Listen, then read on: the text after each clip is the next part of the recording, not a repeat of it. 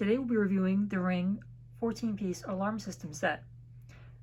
This set comes with an additional keypad, motion sensor, and 4 additional contact sensors that you could put on your windows or doors.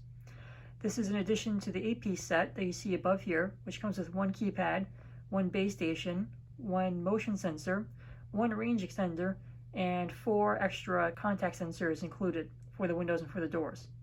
If you want to, you can actually pay $20 a month to get additional professional monitoring through a monitoring service similar to ADT or Slomin's or any other kind of service you've seen advertised on TV. This $20 service is a pretty competitive price point compared to those. Additionally, this system works on both Wi-Fi and cellular backup as well. The Ring base station is also on a battery backup system that's integrated into the device. It should last you about 24 hours in the event of a power outage. The actual components of the Ring system, meaning the motion sensor, the Ring keypad, and the contact sensors, are all powered by those CR2032 lithium coin cell batteries, so they're pretty popular to find, especially on Amazon. No problem at all finding those, and they should last probably about 1 to 2 years at least with general usage. The system is expandable if you wanted to add additional Ring components, such as Ring cameras, both indoor cameras and also the Ring doorbell camera or any other kind of outdoor cameras that they offer. That can also integrate nicely into this set as well. It's all supported, and it's all Alexa compatible, of course, because it is by Amazon, so everything is nicely integrated if you have Alexa and want to use it to control this. You can also have remote monitoring through your phone, so there's an app you download and you can see, what's going on with the alarm system as far as if it's going off, not going off, and then obviously connect to your cameras if you have them set up with this as well. Okay, let's go ahead and get this opened up. Looks like we have a manual here. The base station. You can see here we have 1 Ethernet plug and 1 USB plug. The rest of it appears to be wireless. The keypad.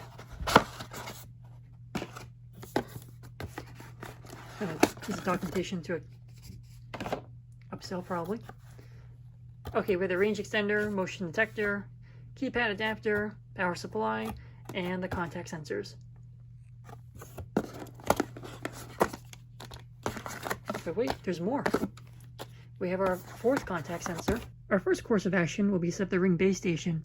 So I've pulled this out along with the power supply. For some reason, they did not supply any additional screws to mount the Ring base station if you wanted to. That's what I'm actually going to be doing myself. I'm going to mount this against the wall.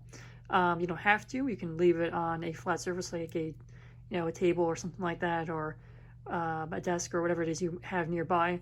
But I just kind of wanted to mount it so that it kind of blends in a little bit with the background and it's not so obvious. It'll be kind of hidden by some of the other things too. So I just went ahead and had these 2 wood screws laying around here, and they'll just do just fine to thread into the back. They do not provide you the template to make the holes with. I know it's always a little bit tricky sometimes to try to figure out how wide to make the screws, apart in the wall, and you sometimes to go back and forth to try to get it just right. What I'm going to do here is a little trick. Basically, we're going to make our own little template. Just going to take this little sheet of paper here, lay it over top, and use a pen to just mark off the holes as to where they are. Alright, so we'll take our piece of paper here, we'll line it up with the holes, we'll take our pen, we'll go ahead, we'll just mark this off like this, just to mark off where the screw should go. Alright, so now we have our template. Okay, now that we have our markings, we can go ahead and put this against the wall, and if you want to, you could puncture this with a pen and just mark it off on the wall like that, and then put the screw in, or you can just kind of puncture the paper with the screw and just directly drill it in. It's up to you. Definitely would probably use a piece of tape to keep this nice and level for you for when you're doing this, so you don't have to kind of do 2 things at once. Sometimes it's kind of hard to hold a drill at the same time and keep this level at the same time too. Now, of course, before we do anything, let's go ahead and get our power plug put into the channel here that we have for the wire. So we're just going to open up our power supply box. We have the power supply itself, of course, and we have an Ethernet cable. So if you wanted to do this hardwired, you could just plug it into here, the Ethernet, if you wanted to, if you're nearby your router or modem, or if you're using Wi-Fi like me, just keep this on the side, use it for something else. All right, very simply, it just goes into here under DC, and let's unwind this. The cord does seem to be pretty generous in length, so definitely has some flexibility as to how far away to keep this from the power outlet. All right, this just goes in here like that. All right, let's go ahead and get this on the wall now.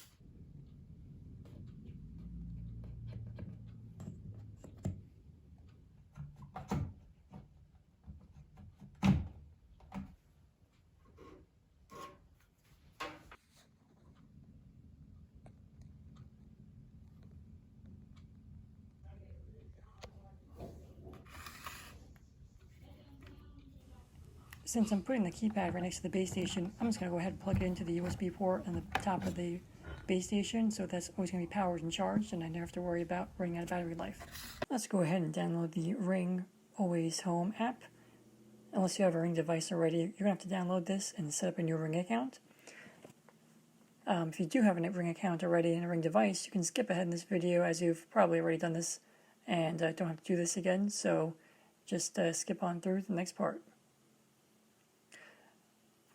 The Ring app lets you add and remove devices, view neighborhood alerts, and post videos by other users. While waiting for the installation to finish, you should also enable Bluetooth on your phone, as you're going to need it. That's how the Ring device communicates with your phone. As you can see here, we have some crime alerts and stuff like that, screenshots. You can expect to see those on your feed when you install the app. Okay, let's go ahead and open up the Ring app now and get started.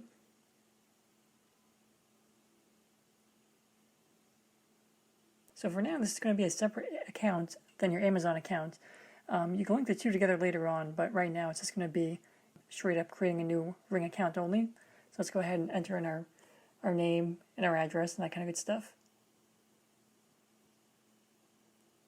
Yep, email address.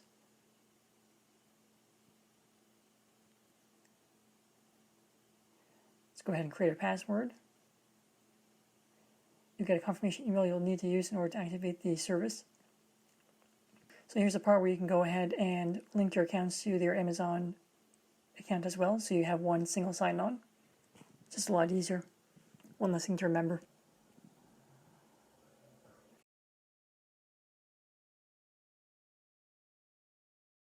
If you're like me and you have two-factor authentication enabled, you're going to have to go ahead and be near your phone to accept the passcode so you can enter in the credentials. Okay, so now we can go to Set Up Device. We click on Security and then Ring Alarm, or if you have the Eero Pro version, you would choose that one instead. It's going to ask you some questions as to where the service is going to be done at. You know, if it's a home or business or that kind of deal. So go ahead and put in your address. It'll confirm your address and show you on the map. You'll just have to confirm that as well.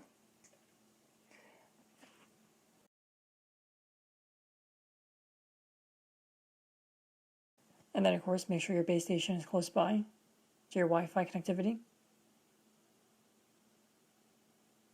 Now for this part, you are going to have to enable Bluetooth. So if you haven't enabled Bluetooth already, please do so, because it will need that in a bit. It's already prompting for Bluetooth, so go ahead and enable that. It's going to sit here and search for your base station. This may take a couple of minutes. And it may even fail the first time. It actually failed on me the first time as well. Don't know why, but second time around it worked just fine.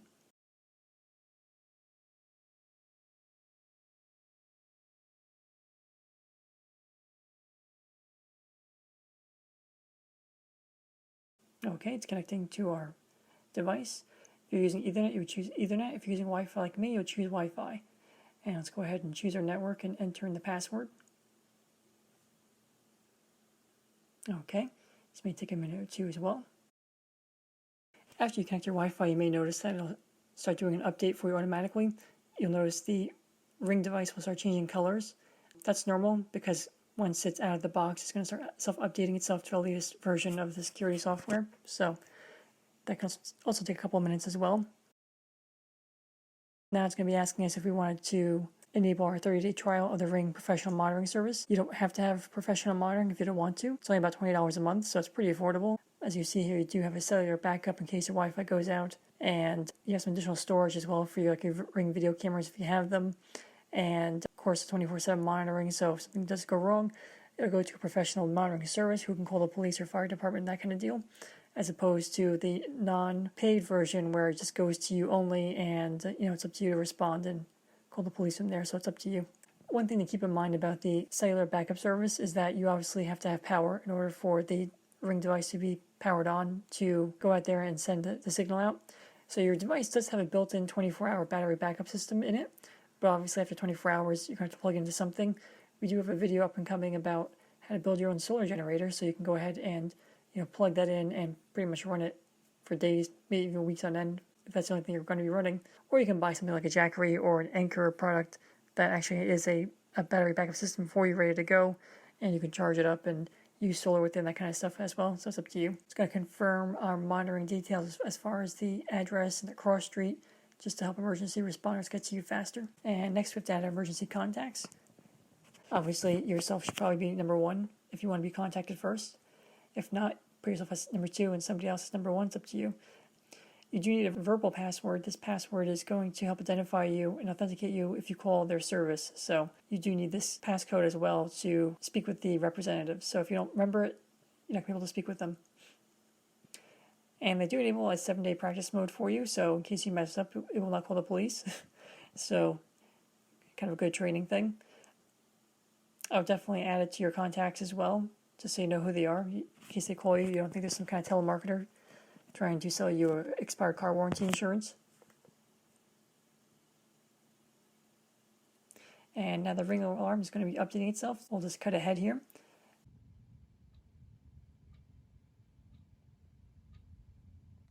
It's going to ask us if we want to add new devices. So let's go ahead and hit add. We'll do our keypad first, because that's probably the most important thing. It'll list all your devices here. If you're like me and you bought a set, it's going to show you all the devices that came with your set automatically. So you don't have to add anything manually in this case, unless you buy additional contact sensors and that kind of deal. So make sure your keypad is plugged in. And of course, you want to select where it is in the house. You can give it a name too if you want to. So you do need a separate access code, also very important. It's a 4-digit code, so make sure it's something you can remember. And what you typically do is you'll put in your 4-digit code and then choose the action you want to do, like alarm, disarm, or away mode. So that's usually what you have to do every single time you do something with this. And if you want, you can watch the video. It shows you how to disarm and arm the system. But it'll kind of just tell you what I told you before about the, needing to hit the passcode button and then choosing your action item. To change the status of the alarm, enter your 4-digit code and then choose the action you want to do, like disarmed, or home, or away.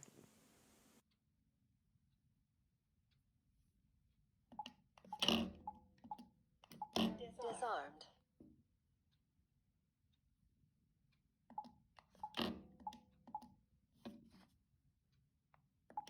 Exit delay started.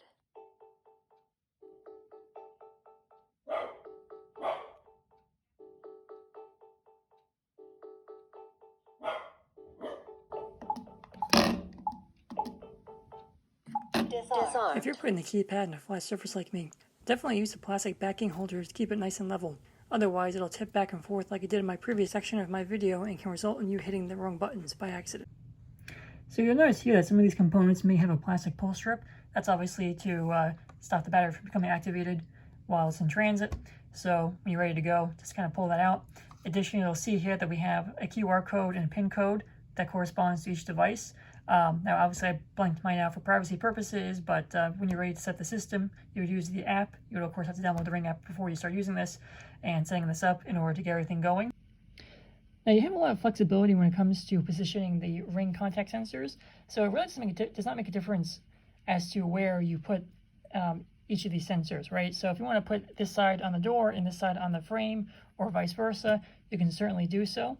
Does not make a difference at all. You can also flip this magnet piece on its side too, because it actually has a sticky side on the side as well. So, if you wanted to mount it like this, where the more rounded edge is facing upwards, it would still work with the ring contact sensor on the right hand side or left hand side, whatever the case may be, no problems. Or you can, of course, you can do it like this, which is how they have it positioned by default, I guess, in the pictures and that kind of thing. So yeah, I mean, you have a lot of flexibility. The important thing is that these two pieces have to be within 1 inch of each other, and that's not only horizontally but also vertically as well.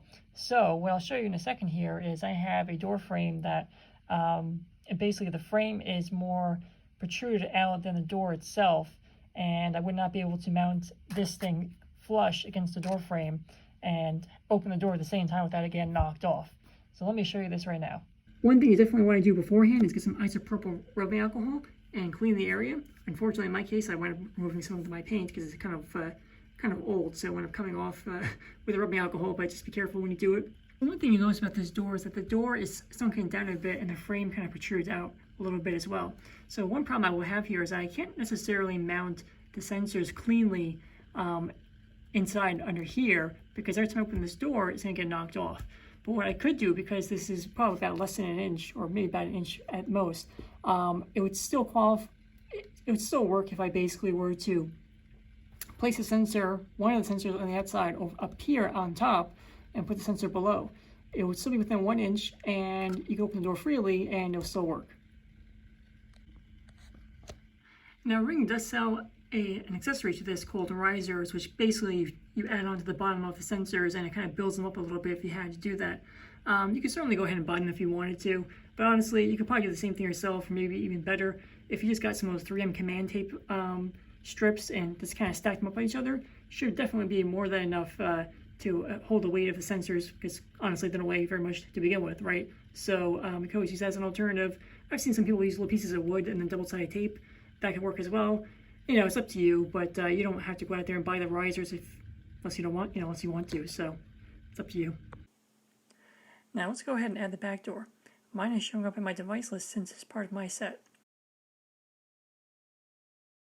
Press on the device that you would like to set up from the device list. Let's click on Finish Setup to finish the setup.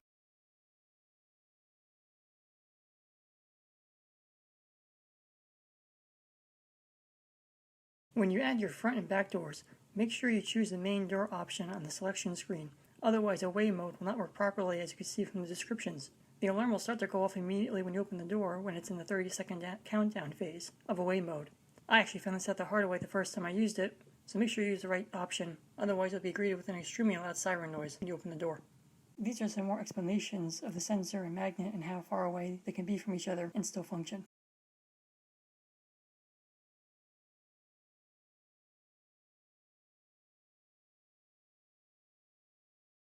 This screen allows you to set alerts every time the sensor is triggered with an open or close action.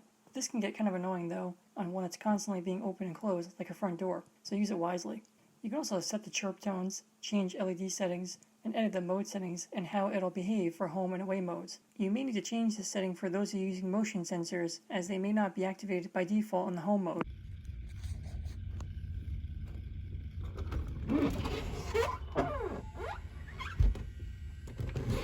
The status of the sensor should also change in the app when you open and close it, just like you see in my video. Now we have a similar issue with this frame as well. The window over here is sunken in a bit from the frame. This is probably a little bit more than 1 inch, right? And this little piece of the frame as well is kind of at an angle, so the sensor, well, could technically go here, may fall off just because of its inability to get a good contact with the adhesive strip. So what I could do instead in this kind of scenario is put the sensor down here on the bottom part of the window and put the other part of the sensor on here, so that when I go up and down, it would still work just as good. And just to kind of visually show you, I just kind of put it like this, right? This would work perfectly fine. It's still here and work as with no issues whatsoever.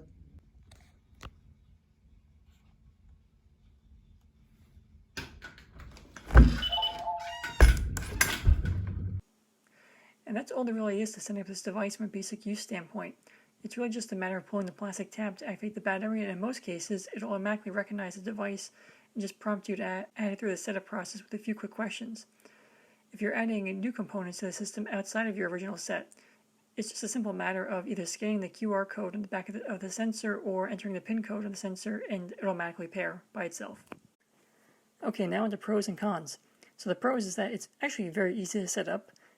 It takes very little effort to do any of this, and it's pretty intuitive in how to work it. The monthly service cost is pretty affordable and very cost competitive to ADT, Slomins, and all the other national players.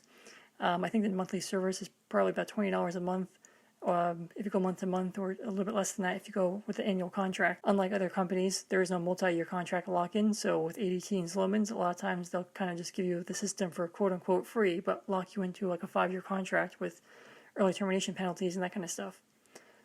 There's very good integration with other Ring devices, so if you have a camera, like a floodlight or a doorbell or anything like that, it all kind of plays nicely with each other, so they're all in the same ecosystem.